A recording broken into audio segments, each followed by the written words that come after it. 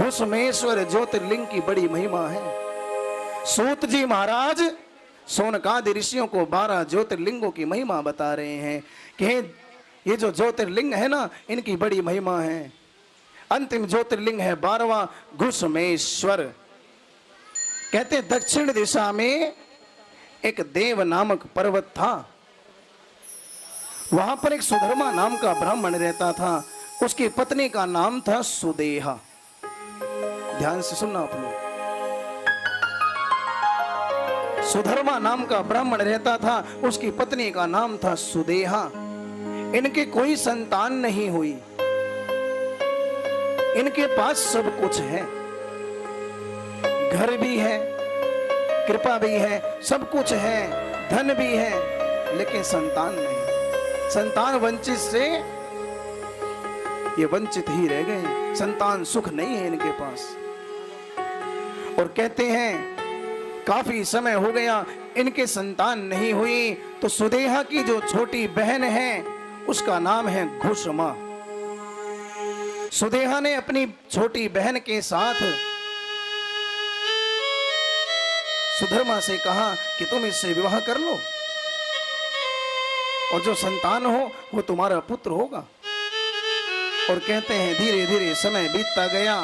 ये जो घुसमा है ना, भगवान शिव की परम भक्त हैं। महादेव का पार्थिव शिवलिंग बनाकर पूजन करती हैं, उनका अभिषेक करती हैं, बिल्व पत्र चढ़ाती हैं, दूध की धारा से दही चढ़ा करके स्नान कराती हैं, घृत से, शहद से और मीठे से गंगा जल से भगवान को नहलाती हैं। छोटे छोटे 101 पार्थिव शिवलिंग बनाकर पूजन करती हैं। ये जो घुसमा है, भगवान शिव की बड़ी कृपा हुई, इनके यहां संतान हुई। इनका जो पुत्र हुआ ना, वो बड़ा विद्वान हुआ, भगवान की कृपा हुई। और कहते हैं जो सुधर्मा है ना, बहुत दान करती है। इसने जीवन में बहुत दान किया और भगवान शिव की पूजा की। और कहते हैं जो दान करते हैं उनके ऊपर भगवान की विशेष कृपा होती है। दान कैसे करना चाहिए? एक हाथ से करें, दूसरे को पता ना चले। यानी आपने दान किया, आप स्वयं मत गाओ कि मैंने दान किया। दूसरे आपकी प्रशंसा करें तो अच्छा लगता है। जैसे राजा हरिश्चंद्र हैं, कितने बड़े दानी हुए।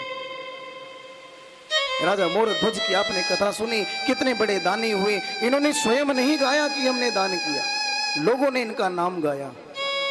ऐसे ही सुधर्मा भी दान करती हैं।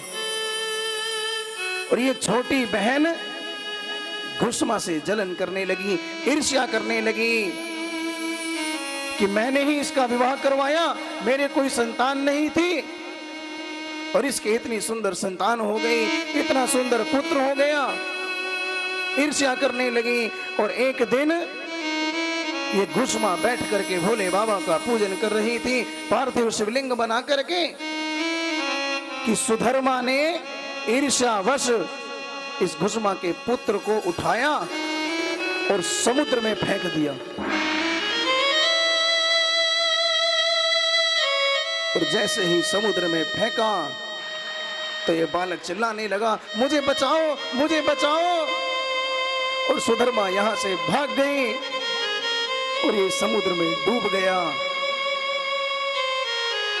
और ये जो घुसमा है ना, बैठ करके भगवान की पूजा कर रही थी। पूजा करते करते घुसमा की आंखों से आंसू आने लगे,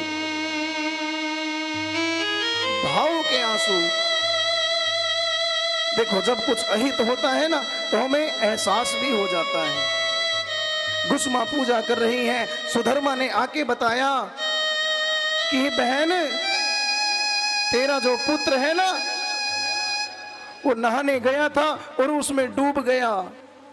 और जैसे ही इसने सुना कि मेरा पुत्र डूब गया, ये दौड़ती दौड़ती गई समुद्र के पास और देखा तो कोई नजर नहीं आया। इसने फिर भगवान शिव की पूजा की, पार्थिव शिवलिंग बनाकर पूजन किया, अभिषेक किया, हाथ जोड़कर कहने लगी, प्रभु त्वमेव माता च पिता त्वमेव त्वमेव बंधु च सखा त्वमेव त्वमेव विद्या द्रविणम त्वमेव त्वमेव सर्वम मम देव देव। हे भोलेनाथ, मेरे सब कुछ आप हो, मेरे पिता आप हो, मेरी माता आप हो, मेरा पुत्र भी आप ही हो। भोलेनाथ कृपा करो, मेरे पुत्र को वापस बुला दो। कहते हैं पूजा कर रही थी और अभिषेक करने के बाद इसने उस पार्थिव शिवलिंग को उठाया और समुद्र में विसर्जित कर दिया। जैसे ही पार्थिव शिवलिंग को समुद्र में विसर्जित किया तो वो बालक समुद्र में से निकल के आ गया। उसने कहा, माँ मैं कहीं गया नहीं हूं, मैं यहीं पर हूं। बालक दौड़ता हुआ आया, माँ ने अपने अंक में लगा लिया और कहते हैं भोले बाबा की कृपा से उसका बालक उसे वापस मिल गया। फिर घुसमा ने भगवान की स्तुति की और पार्थिव शिवलिंग जो बनाकर वो पूजन करती थी, पार्थिव शिवलिंग में से भगवान जी प्रकट हुए और नाम पड़ा घुसमेश्वर। घुसमेश्वर भगवान की।